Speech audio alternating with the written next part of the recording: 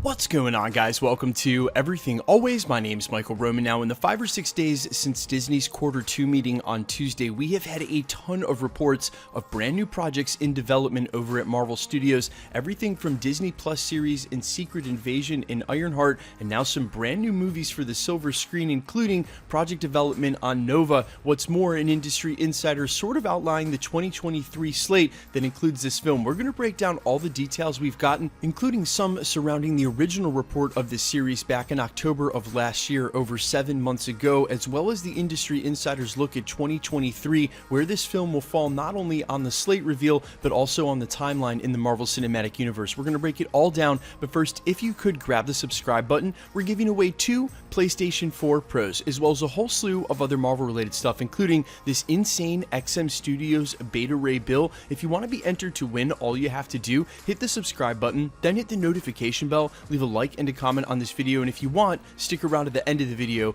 We'll get into all the giveaway stuff again there. So the idea of Nova in the MCU has been around for quite a while, and maybe most prevalently after Avengers Endgame, with the Russos joking that he was somewhere in the film and then admitting there was a scene at one point that was eventually cut that would have included Thanos battling Nova briefly. We're going to get back to that, but the biggest rumor surrounding last October's reveal of a Nova series or movie in development was the director being eyed was none other than John Watts, the director for Far From Home and Spider-Man Homecoming. Now, of course, this was in direct response to what was going on at the time between Sony and Marvel, and there's no telling if there was any truth to that, or Marvel Studios was simply firing warning shots during their Spider-Man negotiation. Hey, you take Tom Holland out of the MCU, and we're going to retain the director from the first 2 movies. Now, all of these reports aside, the main point being Nova has been rumored to be showing up in the MCU via his own project for quite some time now. Again, these original reports over 7 months old, but now just yesterday in an exclusive from the Illuminati, quote, according to a recent listing, Marvel Studios is in early stages of planning a project centered around Nova.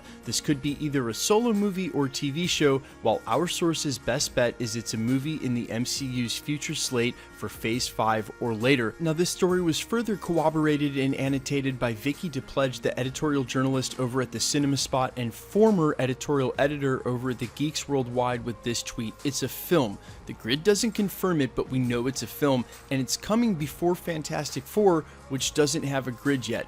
Blade, Guardians of the Galaxy Volume 3, Antman 3, and Nova are our likely 2023 Marvel Phase 5 slate." Now, before we break down these dates, as notably one movie that was rumored for Phase 5 is missing and has been in the news recently only because the comic book creator of this character has been making the news go. These casting grids or production grids that they're referring to are sometimes accessible by anyone if you know where to find them or have a subscription. The mere existence of the grids themselves is what proves they've moved into the earliest stages of pre-production. We talk about quote-unquote in development all the time here at the channel, and some of the series that were reported this week are quote-unquote in development. That means that's the earliest stages of pre-production. There's talks being had, loose meetings, something like John Krasinski meeting with Marvel Studios for Fantastic Four. That doesn't mean that they're not developing the project, but when a grid goes live either for casting or production, that means it's moved past the earliest phases of pre-production and into that next phase of actually putting the ducks in a row to get the film done. That's what she means by saying the existence of this grid, without one yet for the Fantastic Four, at least no one's found or been released to the public. It's a good chance this movie's coming out before it does, with the other movies we already know that will be coming out soon: Guardians of the Galaxy 3, Ant-Man 3 that has been confirmed by Marvel Studios, and of course Blade that was originally announced back in San Diego Comic-Con 2019 alongside the rest of Phase 4. That makes it the most likely 3 or 4 movies for that upcoming year, surprising the heck out of me, who thought they would have at least run out one huge team title by that 3rd year and 4 years after Avengers Endgame, either in Fantastic Four or another Avengers title. Now, as far as the dates, when Marvel Studios came out late last year and announced a ton of dates through the end of 2023, with the most recent changes and adjustments to the Phase 4 slate, and with really a ton of unknown variables going forward, for every movie studio, if the box office will even come back, or how many more delays will they incur because of what's going on. With all these unknown variables, everybody's in a wait and see pattern, especially Marvel Studios, until they can hopefully release Black Widow in November and see, sort of get a litmus test for what's going on with ticket sales and what they can do going forward. Contingency plans aside, I would not count on any of those 2023 release dates we've heard, or even if Marvel Studios will continue to announce slates that far out, knowing that there could be another huge delay right around the corner, leading them to have to move their whole slate, which we wouldn't have even known existed if they hadn't made it a public announcement and announced it 3 or 4 years out. It's awesome for the fans. They know that. They know the community really wants to know what's coming, but it puts them in a precarious position of having to move it when and if officially they need to do so. If they hadn't announced it, there would have been no moves or delays except for Black Widow and the Eternals, only what's coming immediately, and it may be going forward. Marvel Studios sees that, at least for the time being, as a much safer route. Now, speaking of which, San Diego Comic-Con was officially canceled this year, but in the last couple of days, we've heard about them possibly doing a San Diego Comic-Con at home, prompting a lot of fans to wonder if Marvel will have some sort of Hall H or announcement there, and they may do some small announcement for an immediate project, but for all of the reasons I just enumerated, I wouldn't expect any confirmations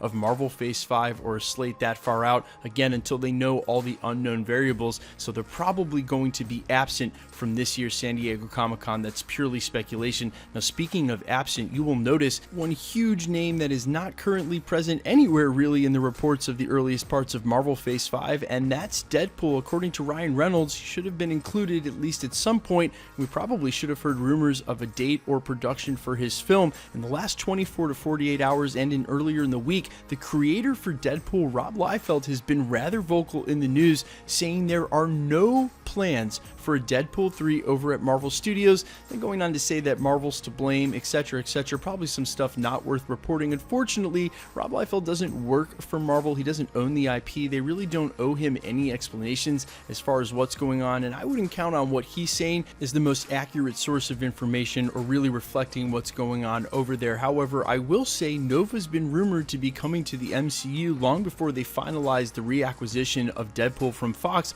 so I think it's only natural that we would be hearing about his solo project first, alongside a movie like Blade that again was announced in 2019. Now, speaking of which, Nova's introduction to the MCU not only has been heavily rumored, but seemingly set up. If you remember, we did not see specifically the destruction of Xandar and the acquisition of the Power Stone by Thanos. That's going to lead directly into Richard Rider's origin of becoming Nova after the Nova Corps is wiped out, and I'm glad they decided to save that, which means when we finally see this origin film at some point in the MCU, at least part of it will be a prequel set up during a very tumultuous time in the MCU, and it's that sort of connective tissue, leaving that door wide open to tell that part of the story later, that's really going to sink this character into the rest of the MCU. Guys, let me know down in the comments what you think about all of this. The introduction of Nova. I know there are a ton of fanboys and old school comic heads who are super excited to see him enter the MCU, as well as this loose 2023 release date. Does that sound like an awesome year for you guys? Guardians of the Galaxy 3,